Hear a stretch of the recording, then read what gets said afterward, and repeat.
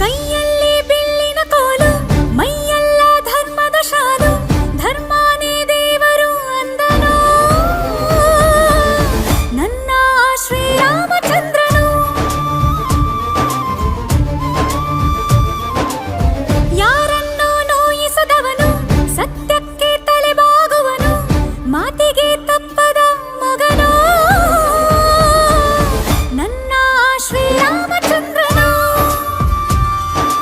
ಅಷ್ಟ ದಿಕ್ಕುಗಳು ಕಾಲ ಕೆಳಗೆ, ಎಲ್ಲ ದೇವರಿ ಮುಷ್ಟಿಯೊಳಗೆ, ಸೋಲಿಲ್ಲ ನನಗೆ ಸಾವಿಲ್ಲ ಕೊನೆಗೆ.